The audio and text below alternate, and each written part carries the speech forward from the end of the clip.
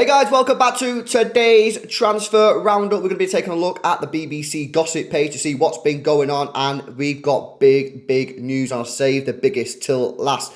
Let's start off then with Tottenham. Tottenham are preparing to table an opening offer of 40 million quid for Leicester playmaker James Maddison, but the Foxes want 60 million pound for their 26-year-old England star. From the Telegraph, 60 million quid's not going to happen. They're in the Championship. He's got 1 year left on his contract.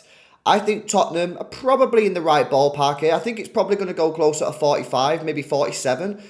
60, I just don't see that happening, guys. Not with 1 year left on his contract and the fact that they've been relegated. Personally, I don't see it. Let me know if you disagree. Napoli reported rejection of PSG's €100 million, £86 million move for 24-year-old Nigerian striker Victor Osimhen could spark an auction, with Liverpool, United and Newcastle poised to launch bids. That's from Gazzetta dello Sport. The problem that I have with this is this team,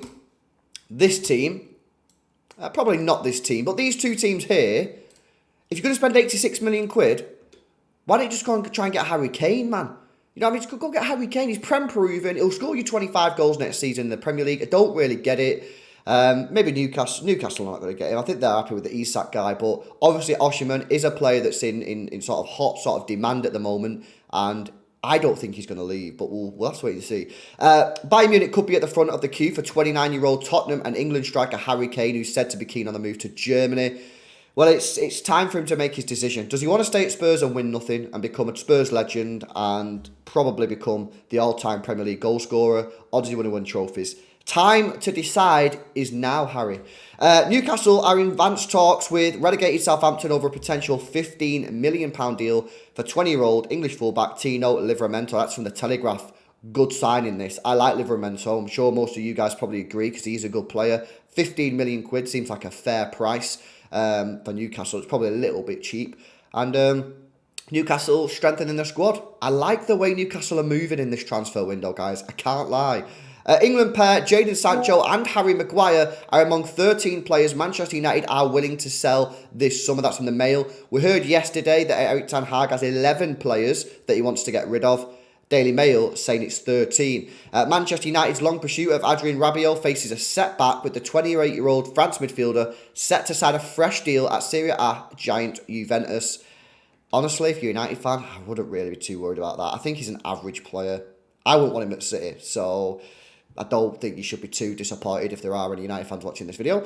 Chelsea have reached a full agreement on personal terms with £80 million rated midfielder Moises Caicedo, but will now need to settle on a fee with Brighton to sign the 21-year-old. That's from Fabrizio Romano. So personal terms agreed for Moises Caicedo, but now the difficult bit. Can Chelsea agree a fee with Brighton? He's got a big contract. He's there till 2027, 2028, something like that. It's a big contract. We'll have to see whether they agree a fee, but it's Chelsea, so they probably will.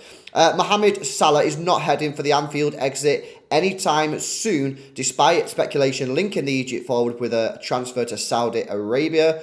It's one of them. I could understand if he wanted to leave because he's not going to be playing Champions League football until he's 33, but at the same time, maybe if he wanted to go next year. I don't know. It's a difficult one for Salah. I do think it's difficult. Salah's out of contract. Former Liverpool teammate Oxlade Chamberlain is debating whether to accept a lucrative offer to become the first England international to join the Saudi Pro League. I like Oxlade Chamberlain. I think he's been really unlucky with his injuries. I actually think he's a good footballer on his day. And if I was him, I'd take the bag.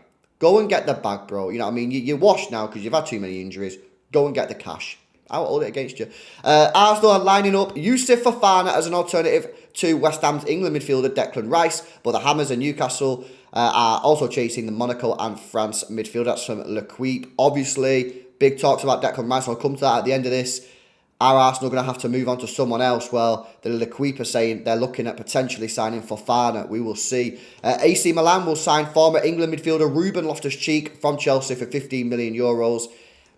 I'm telling you something. Promise you, ReubenLoftusCheek, if he would have left Chelsea 5-6 years ago when he should have, properly, on a proper transfer, not a loan, he would be a world-class player in my opinion. I genuinely believe that. I actually really like him. Unfortunately, he's hung around at Chelsea too long, not got first-team football enough, maybe not been as good as he probably needed to have been, possible some injuries there as well, but I personally believe that had he would have left Chelsea and gone somewhere and played first-team football, I think he would have been a great, great footballer. Aston Villa boss Unai Emery is keen on a reunion with Villarreal's Spanish centre-back Pau Torres, who they feel can get for less than his 51 million release clause with just 1 year remaining on his contract. That's from the Times. Well, I mean, if that is true that he's only got 1 year left on his contract, then yeah, you probably can get him for less than the release clause. Pau Torres, clearly a good player. A lot of teams always link with him. Aston Villa, I think if they get their transfer activity right this summer, top 5, top 6, I think it's on the cards. I really, really do. With a potential challenge for the Champions League spots. I genuinely believe that. Former Everton and Iceland midfielder Gylfi Sigurdsson is set to complete shock transfer to Wayne Rooney's DC United. Won't talk about that. Promoted Sheffield United are in advanced talks to sign English centre-back Mason Holgate on loan from Premier League rivals Everton. I don't think he's that good, but maybe Sheffield United think he's better than what they've already got, and they need to strengthen. Obviously, now they're in the Premier League. If that's what they want to do, that's what they want to do. Fairs, I guess it is what it is. Liverpool have joined Arsenal in the race to sign Belgian midfielder Lavia from relegated Southampton. That's from Fabrizio Romano. He's going to get a big move in it. He's going to get a big, big move, Lavia, and it's just about, for him, he needs to pick somewhere correct, the place that he's going to play football, but a place that can also develop him. Where's that going to be? Don't know. Bundesliga side Wolfsburg will demand 26 million for Netherlands under-21 defender Mickey van der Ven, who has been linked with Spurs. That's from the Evening Standard. Sunderland's English teenager Chris Rigg has rejected a move to the Black Cats' northeast rivals Newcastle to remain at the Stadium of Light. That's from The Athletic. You know what? Fair fucks to the guy, man. You know what I mean? He'd probably been offered big cash. You know, he's joining Newcastle Champions League and he stayed loyal to the team that's developed him, so respect that. Arsenal have made an improved £41.5 million bid for Ajax and Netherlands defender Jurrien Timber. That's from the Daily Mail. Yeah, that was in there yesterday as well, that they wanted to make an improved bid, so it seems like they are going to go ahead with that. Interesting. Obviously, the big news really is the fact that, you know, City have put that bid in now for Declan Rice, which has been rejected. Obviously, speaking about it, on the main channel on City Extra. But yeah, we will have to just wait and see what happens now with Declan Rice.